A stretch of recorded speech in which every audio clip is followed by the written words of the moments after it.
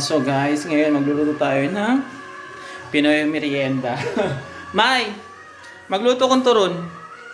So kailangan natin pambalot. Extra to nung extra to nung Pasko. Tapos may saging kanina sobra dun sa nilaga. So gagawa tayo ng turon with keso. Okay? Extra din to. Tira nung noong New Year. So kailangan natin ng asukal. Okay, meron pa tayong asukal. Yun lang ang sangkap. Okay, balatan muna natin. Oops. So, balatan natin siya ng 4. 1, 3, 4. Tipid tayo. Okay.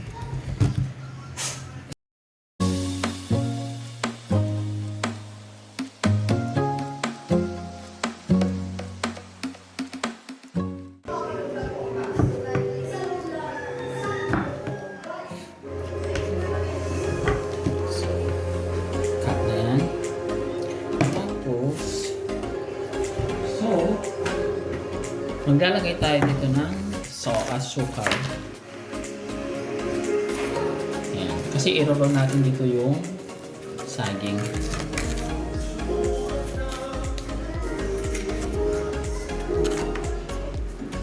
Okay.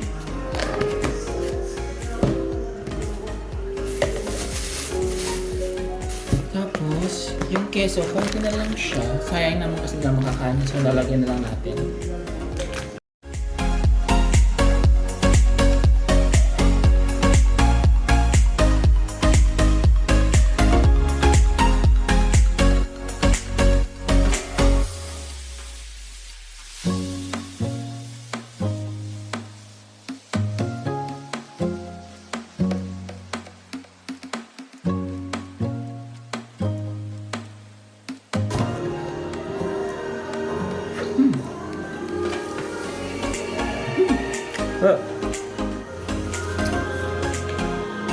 Actually, shared to.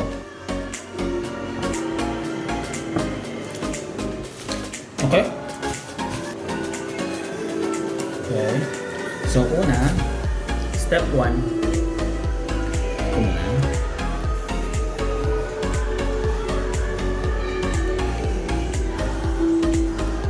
Tapos, isa't kalahating cheese. Nandiyan ka na ng pusa.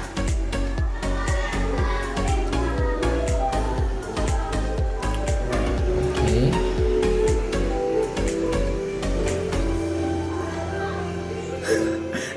Tubig.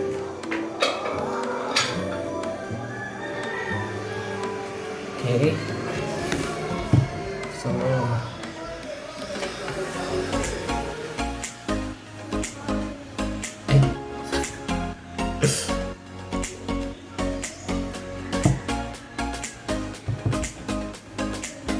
pusa, wag ka. Alis ka dyan.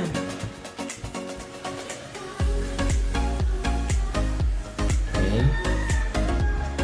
Alis ka. Shhh. Yan ka. Wala ka labas. Wala ka labas.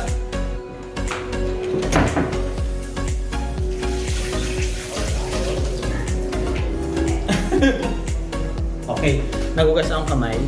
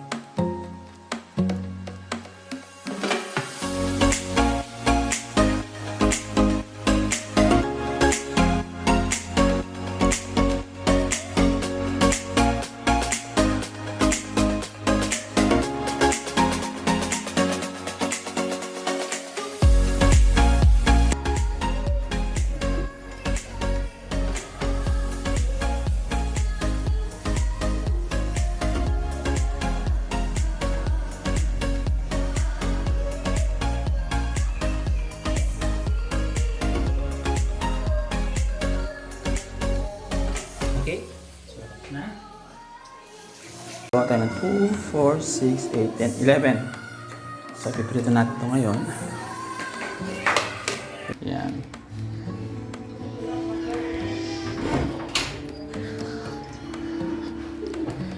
Kuluan na. Ayan.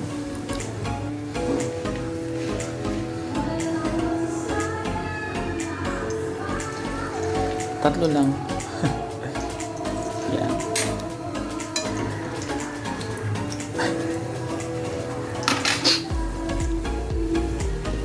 Balik ko lang. Ayun. Ito rin.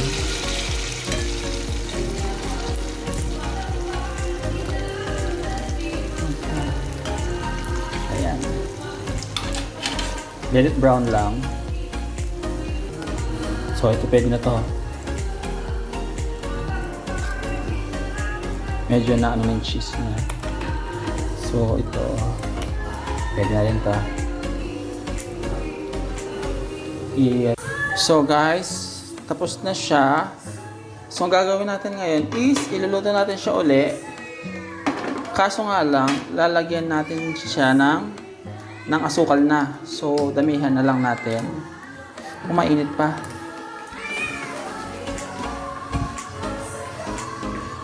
Ayan. Yan. Asukal lang yan. Tapos, wait lang. Ganyan lang yan. Oh, may tubig yung ano.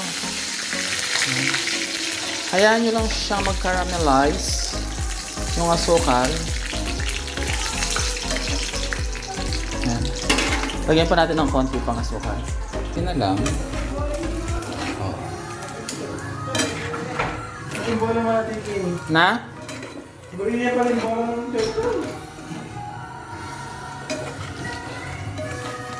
So, ganyan-ganyan lang siya.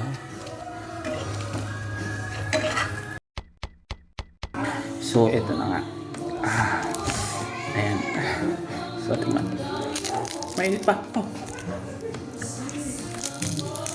Oh! Mainit. Mainit pa.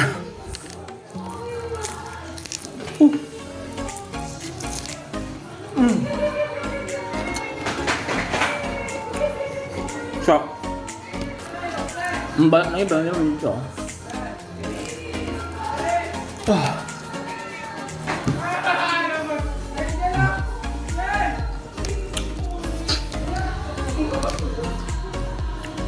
Bagay siya sa ice coffee.